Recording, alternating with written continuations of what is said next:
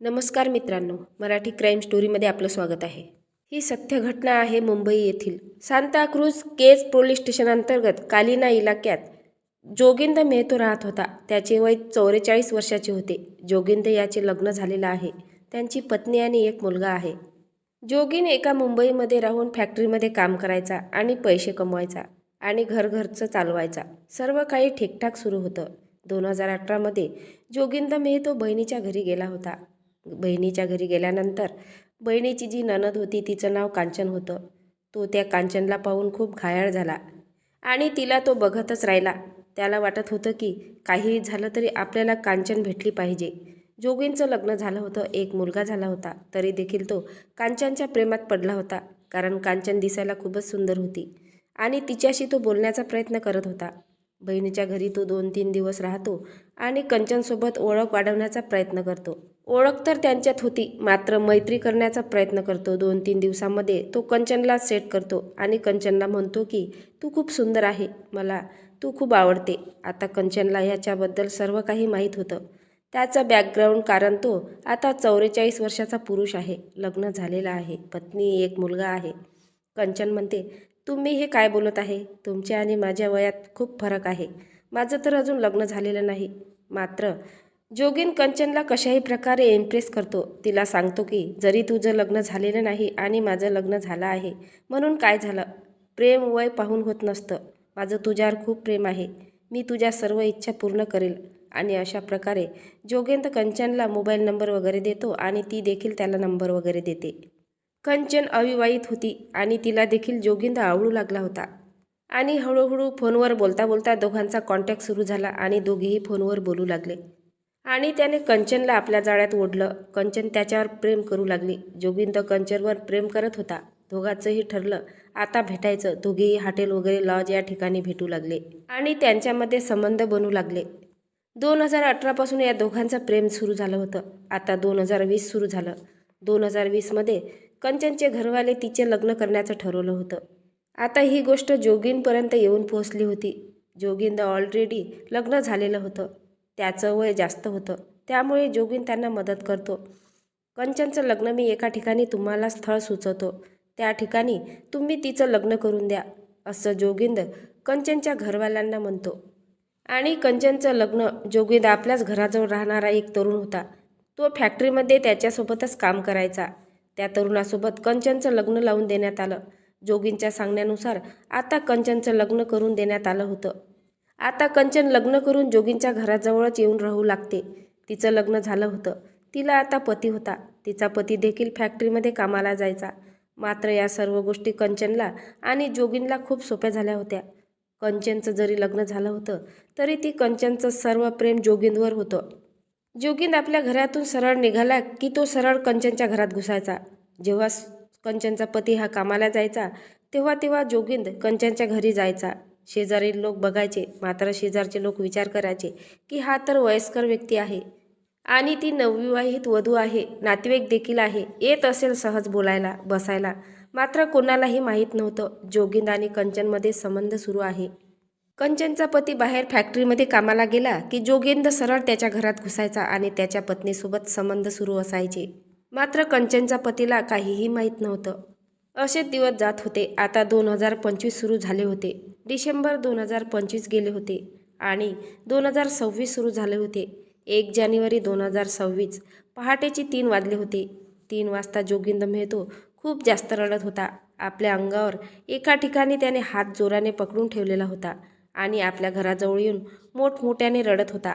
त्याला इतका आक्रोश करताना बघून त्याच्या शेजारी पाजारी, त्याचे घरचे, त्याची पत्नी, मुलगा सर्व जोगिंदकडे आले आणि त्याला विचारू लागले की काय झालं. तेव्हा जोगिंदने आपला प्रायव्हेट पार्टकडे इशारा केला. लोकांनी बघितलं. लोकांना ती त्याची अवस्था बघवली नाही. पटकन ॲम्ब्युलन्स बोलावली आणि त्याला व्हीएन हॉस्पिटलमध्ये घेऊन जातात. व्हीएन हॉस्पिटलमध्ये घेऊन गेल्यानंतर डॉक्टर बघतात की याची कंडिशन खूप क्रिटिकल आहे. डॉक्टर सुचवतात की यांना सायन हॉस्पिटलमध्ये घेऊन जा. त्यानंतर जोगिंद मेहतोला सायन हॉस्पिटलमध्ये घेऊन जाण्यात येतं आणि तेथील डॉक्टर त्याचा प्रायव्हेट पार्ट बघतात तर खूप रक्त वाहत असतं. त्याचा प्रायव्हेट पार्ट लगभग पूर्णपणे कट झालेला होता. तेव्हा डॉक्टर जोगिंदला विचारतात की तुझ्यासोबत हे सर्व काय झालं? तेव्हा डॉक्टरांना सांगतो की माझ्यावर हमला झालेला आहे. डॉक्टर जसं ऐकतात याच्यावर हमला झालेला आहे, ही तर पोलीस केस आहे. आणि डॉक्टर पोलिसांना कॉल करतात. पोलीस हॉस्पिटलमध्ये येऊन जोगींची अवस्था बघतात आणि जोगींना विचारतात की हे तुझ्यासोबत काय झालं? तुझं प्रायव्हेट पार्ट अंग कोणी कट करून टाकलं? तेव्हा जोगीन रडतच होता. त्याला वेदनाही तितक्याच होत असतील आणि रडत रडत पोलिसांना सांगू लागतो, साहेब, 7 वर्षापासून माझ्या बहिणीची जी नणद आहे कंचन, तिच्यासोबत माझं प्रेम होतं. कंचनचं लग्नही झालं नव्हतं. तेव्हापासून कंचनसोबत माझं प्रेम होतं. ती मला आवडली होती. आमचं प्रेम प्रकरण सुरू झालं. 2 वर्षानंतर कंचनचं लग्न करून देण्यात आलं होतं. 2020मध्ये तरी देखील आमचं दोघांमध्ये एकमेकांचं प्रेम सुरूच होतं. कंचनला मी खूप मानायचं, तिच्यावर खूप प्रेम करायचं. जोगिंद कधी आपल्या पत्नीसोबत तर कधी कंचनसोबत राहायचा. आणि अशातच हळूहळू कंचनला 2 मुलं देखील झाली. आता ती मुलं कुणाची आहे माहीत नाही. तिला 2 मुले देखील झाली तरी कंचन आपल्या पतीला मानतच नव्हती. ती जोगीनलाच मानत होती. जोगीनशिवाय ती राहू शकत नव्हती. कंचन म्हणायची, मला माझा पती आवडत नाही, मला तूच आवडतो, मला तुझ्यासोबतच राहायचं आहे. तुझ्यासोबत माझं 7 वर्षापासूनचं प्रेम आहे, मला तूच पाहिजे. मात्र आता जोगीनला खरा शॉक बसतो. जोगीनने कंचनसोबत रिलेशन वाढवलं होतं हे फक्त मजा करण्यासाठी, असं म्हणायला काही हरकत नाही. कारण जोगीनचं वय 44 वर्ष होतं. त्याचं लग्न झालं होतं. त्याला पत्नी आणि मुलगा देखील होता. तरी देखील हा कंचनच्या प्रेमात पडला होता. कशासाठी? तर मौज मजा करण्यासाठी. मात्र कंचन ही या गोष्टीला खरं समजली होती. ती म्हणत होती की मला पतीसोबत राहायचं नाही, तुझ्यासोबतच राहायचं आहे आणि तुझ्यासोबतच लग्न करायचं आहे. कंचनचे हे सर्व ऐकून जोगिंद घाबरला. जोगीन तिला म्हणतो की माझं लग्न झालं आहे, मुलगा आहे, वय जास्त आहे. माझ्यासोबत राहून तू काय करणार? आपले संबंध सुरू आहे तसेच सुरू राहू दे. मात्र कंचन ऐकण्यास तयार नसते. कंचन म्हणत होती की हे संबंध कशासाठी ठेवायचे? तुझ्या मौजमजेसाठी. मात्र मला माझा पती आवडत नाही. काहीही करून तू मला येथून घेऊन चल, आपण कुठेतरी दूर जाऊन राहूया. आता गोविंद जास्तच घाबरला. गोविंदला समजते की आता किती मोठा आपला कार्यक्रम लागू शकतो. त्यामुळे जोगिंद कंचनला इग्नोर करू लागतो. आता हा जोगिंद विचार करतो की हिच्यापासून पिछा कसा सोडवावा. माझी तर ऑलरेडी पत्नी मुलगा आहे. मी माझ्या परिवारासोबत खुश आहे. मी मौज मजा करण्यासाठी संबंध बनवले होते. मात्र आता ही लग्नाची जिद्द करत आहे. ही काहीही केला ऐकत नाही. हिच्यापासून पिछा कसा सोडवायचा? कंचनचा पिछा सोडवण्यासाठी तो बिहारला निघून जातो. त्या ठिकाणी काही दिवस राहिल्यानंतर मात्र 19 नोव्हेंबर 2025 रोजी तो पुन्हा मुंबईला येतो. घरी येऊन राहू लागतो. आता जसं कंचनला दिसतं की जोगीन बिहारवरून पुन्हा आपल्या घरी आलेला आहे, तर ही कंचन त्याला पुन्हा कॉल करू लागते. मात्र जोगीन तिचा कॉल उचलत नाही, तिच्यासोबत कॉन्टॅक्ट ठेवत नाही. तो सारखं तिचा फोन बंद करत होता. कंचनी त्याला कंटिन्यू कॉल करत होती, मेसेज करत होती. मात्र जोगीन तिच्यापासून दूर दूर राहायचा आणि ही गोष्ट कंचनला खूप त्रास देत होती. मात्र कंचनने त्याला कॉल करणे सोडले नव्हते. ती सतत त्याला कॉल करत होती आणि यामुळे जोगिंद वैतागला होता आणि त्याने विचार केला की एखादा कॉल उचलून घ्यावा, कारण ही सतत कॉल करत आहे.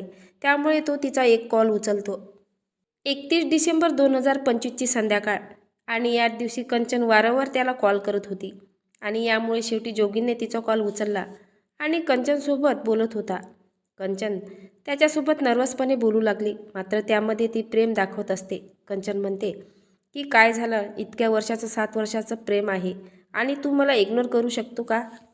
तेव्हा जोगीन म्हणतो, काय करू, माझंही लग्न झालेलं आहे आणि तू म्हणते मला सोबत ठेव, मी तुला सोबत ठेवू शकत नाही. तेव्हा कंचन म्हणते, ठीक आहे, मला सोबत ठेवू नको, काही हरकत नाही. मात्र माझ्यासोबत तू बोलू शकतो, माझ्यासोबत गप्पा गोष्टी करू शकतो. जोगीन म्हणतो, हे तर मी करू शकतो. माझंही तेच मत आहे, आपण असंच दूर राहून संबंधात राहू. कंचन म्हणते, ठीक आहे. आज 31 डिसेंबर 2025ची शेवटची रात्र आणि रात्री 12 वाजेनंतर 1 जानेवारी 2026 सुरू होणार आहे. नवीन वर्ष होणार आहे. माझा पती फॅक्टरीमध्ये काम करण्यासाठी गेलेला आहे आणि माझी इच्छा आहे की नवीन वर्षाची सुरुवात आपण दोघांनी सोबत राहून करूया. मी तुझ्यासाठी मिठाई बनवून ठेवलेली आहे. तू शेवटचं एकदा माझ्याकडे ये आणि माझ्या हातची मिठाई खाऊन जा.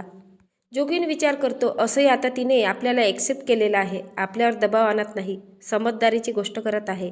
तर जोगीन म्हणतो ठीक आहे. शेवटच्या रात्री तिच्याकडे जातो आणि काय म्हणत आहे ते बघतो. जोगीन 31 डिसेंबर 2025च्या रात्री कंचनच्या घरी जातो. कंचनचा पती तर फॅक्टरीमध्ये गेलेला असतो. कंचनची मुले झोपलेले असतात. रात्रीचे 10-11 वाजलेले होते. कंचन आणि जोगीनमध्ये संबंध बनतात. दोघेही आपली इच्छा पूर्ण करतात आणि ते सर्व करताना जोगीन आणि कंचनने अंगावर एकही कपडा ठेवलेला नव्हता. ते दोघेही पूर्णपणे नग्न होते. कंचनने त्याला मिठाई वगैरे खाण्यासाठी दिलीच होती. रात्रीचे आता 12 वाजून गेले होते. त्यांच्यामध्ये सर्व गोष्टी झाल्या होत्या. ते दोघेही निर्वस्त्र बेडवर पडलेले होते. आता दोघात गप्पा गोष्टी सुरू असतात. त्याच दरम्यान कंचन बेडवरून उठते आणि किचनमधून एक सफरचंद कापाचा चाकू घेऊन येते. जोगीन म्हणतो की तू हा चाकू कशासाठी आणला? कंचन म्हणाली मला सफरचंद खायचे आहे. मात्र जोगीन म्हणाला या एवढ्या थंडीमध्ये सफरचंद कोण खाते? आताही कंचन चाकू घेते आणि जोगीनच्या अंगावर कट करू लागते. जोगीन अगदी शांतपणे बेडवर पडून होता. तिने सफरचंद कापता कापता त्याच्या प्रायव्हेट पार्टवर कट मारला. कट खूप जोरात मारला की त्याचं पूर्ण प्रायव्हेट पार्ट पूर्णपणे कट झालेलं होतं. रक्ताचा चिरकांड्या उडाल्या. जोगीन हडबडून हातपाय आपटू लागला. त्याला भयंकर वेदना झाल्या आणि म्हणाला तू हे काय केलं? आपल्या प्रायव्हेट पार्टवर हात लावला. मात्र चिडलेली कंचन पुन्हा तिने चाकू घेतला आणि पुन्हा प्रायव्हेट पार्टवर हल्ला करू लागली. त्याने कसंबसं तेथे पडलेले आपले कपडे घातले आणि तेथून त्याने पळ काढला. रडत रडत आपल्या घराकडे आला आणि पत्नीला मुलाला आवाज देऊ लागला. त्याच्या रडण्याच्या आवाजाने शेजारील जागे झाले. कंचनचं मन होतं की 7 वर्षापासून तुला माझ्या संबंधात राहायला मजा वाटली. आता मला सोबत ठेवायची वेळ आली तर तू माझ्यापासून दूर जाते. बिहारला पळून जातो. याच रागात कंचनने हे कृत्य केलं होतं. हे सर्व घडल्यानंतर जोगीनला हॉस्पिटलमध्ये पोहोचवण्यात आलं होतं आणि पोलीस देखील तेथे आले.